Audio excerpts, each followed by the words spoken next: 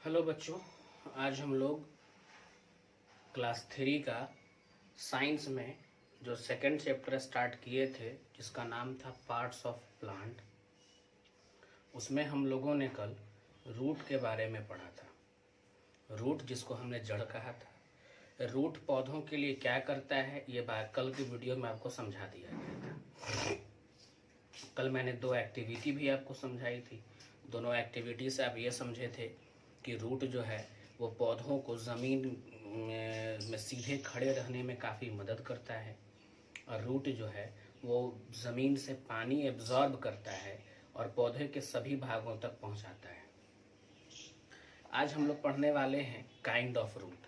Root कितने तरह के होते हैं, अलग अलग पौधों में अलग अलग तरह के रूट होते हैं, तो हम लोगों को काइंड ऑफ रूट पढ़ना है। तो some kinds of plants have a main root and many fine roots growing from the main root. Such a root is called a taproot. समझिएगा, कुछ पौधों में जो जड़ें होती हैं,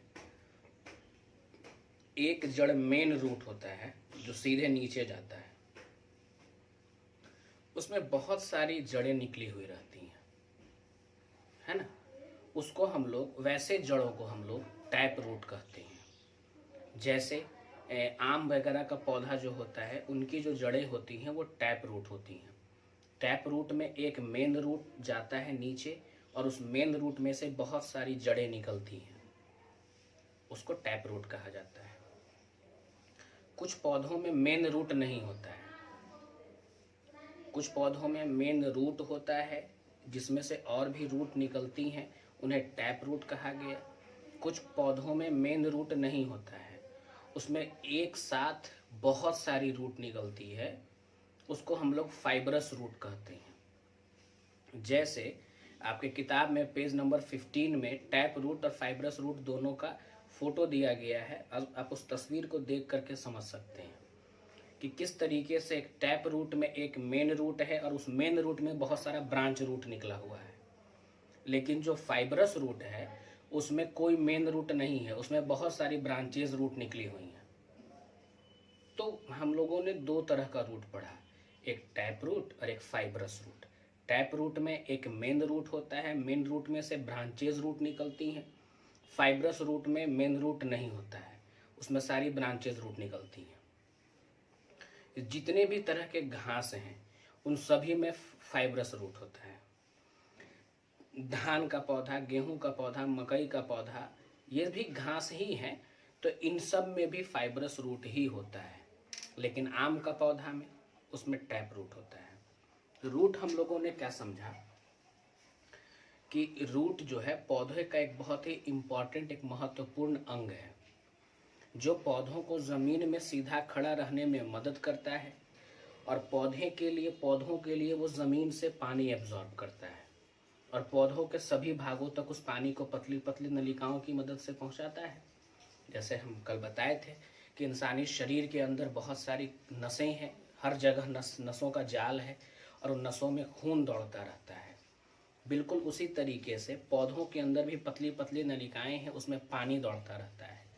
तो पानी जो है वो रूट जो है वो जड़ जो है वो ज़मीन के अंदर से पानी को एब्जॉर्ब करता है और पौधों के सभी भागों तक उस पानी को पहुंचाता है।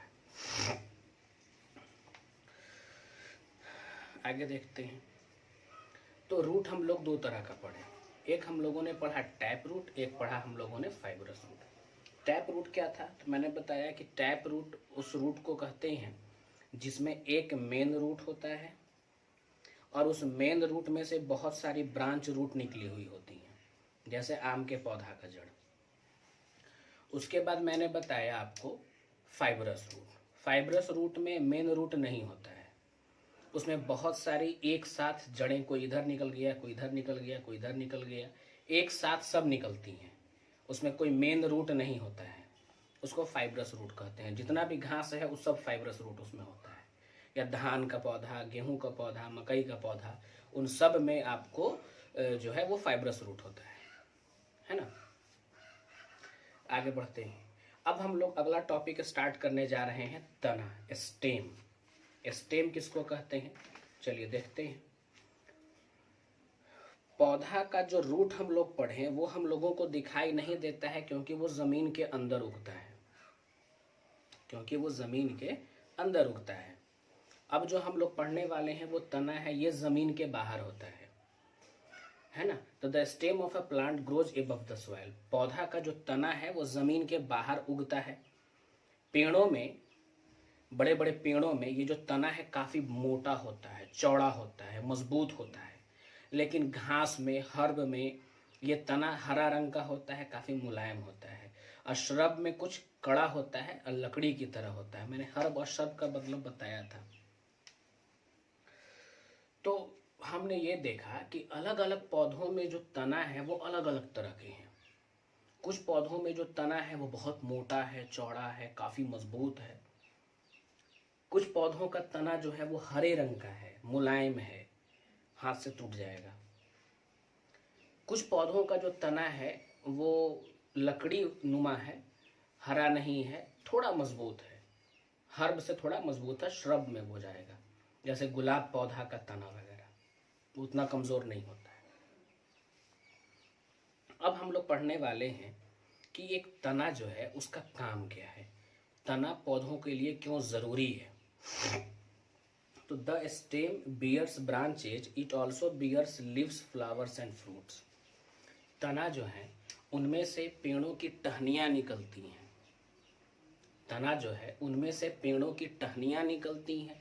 कुछ पौधों के तना में से पत्ते भी निकलते हैं और कुछ पौधों के तना में से फल और फूल भी लगते हैं।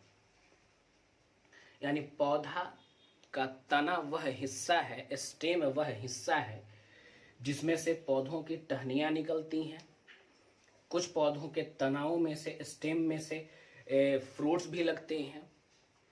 कुछ ऐसे पौधे हैं जिनके स्टेम में आपको पत्तियां भी लगती हैं और कुछ पौधे ऐसे हैं जिनके स्टेम में फूल भी लगते हैं, फ्लावर भी लगते हैं। आगे देखते हैं।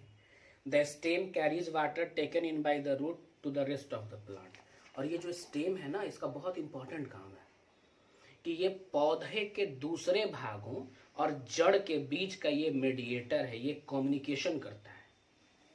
जड़ जो पानी एब्जॉर्ब करता है, तना उस पानी को अपनी तरफ खींचता है और पौधे के सभी भागों तक भेज देता है। क्योंकि पौधा के सभी भाग तक पानी का पहुंचना जरूरी है, अगर पानी वहां नहीं पहुंचेंगे, है ना, तो पौधा अपना खाना नहीं बना पाएगा। यानी कि ये जो तना है, जो जड़ जो पानी एब्जॉर्ब करता है, तना उस पानी को लेकर के पौधे के दूसरे भागों तक पहुंचाने का काम करता है।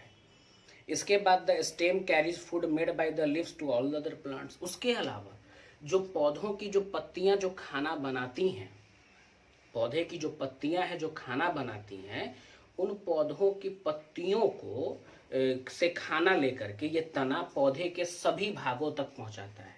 यानी ये जो तना है जड़ से पानी लेकर के सभी भागों तक पहुंचाता है और यही तना पौधे की पत्तियों में जो खाना बना है उस खाना को लेकर के पौधे के दूसरे भागों तक पहुंचाता है। आगे देखते हैं।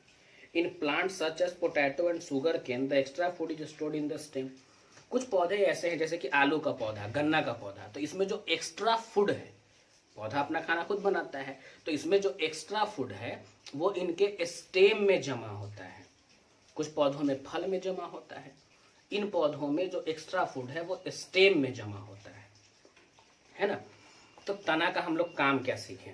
तो पहला हम लोग सीखे कि जो तना है भाई, तना में से टहनियाँ निकलती हैं, कुछ पौधों में तना में से फूल निकलते हैं, कुछ पौधों में तना में फल भी निकलते हैं, कुछ पौधों में तना में पत्तियां भी निकलती हैं। इसके बाद मैंने बताया कि जो तना है ये जड़ जो पानी एब्जॉर्ब करता है उस पानी को पौधे के दूसरे भागों तक पहुंचाता है। इसके बाद मैंने बताया कि पत्तियां जो खाना बनाती हैं उस खाना को तना जो है पौधों के दूसरे हिस्सों तक पहुंचाता है। उसके बाद मैंने बताया कि कभी कभी जब खाना एक्स्ट्रा हो जाता है, पौधों के जो बनाते हैं खाना, तो वो खाना उनके स्टेम में जमा होने लगता है। आगे देखते हैं।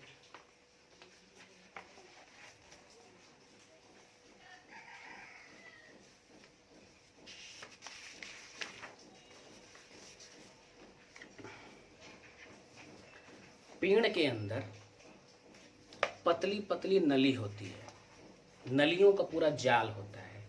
और ये जो नली होती है ना, ये जड़ से पौधे के दूसरे हिस्सों को जोड़ती है। मतलब जड़ में ये नली शुरू हुई और जड़ से हर ब्रांच में गया, हर लिव्स में गया, और मतलब हर तरफ गया। और जो जड़ पानी एब्जॉर्ब करता है, वो पानी इन्हीं नली से होकर के पौधे के सभी भागों तक पहुंच जाती है। तो ये जो नली है, ये तना से होकर के गुजरती है। अगर तना नहीं होता तो ये नली कहाँ से गुजरती? तो पौधे का जड़ जो पानी एब्जॉर्ब कर रहा है, वो पानी पौधे के दूसरे हिस्सों तक नहीं पहुंच पाता। यानी कि ये जो तना है, ये पौधों को पानी पहुंचाने, पौधे के सभी हिस्सों में पानी पहुंचाने का काम कर रहा है। इसीलिए तना बहुत इंपॉर्टेंट है। तो हम लोगों ने आज सीखा कि स्टेम का क्या फीचर है, वो क्यों ज़रूरी है। ठीक है, आज यहीं तक, दैट्स ऑल।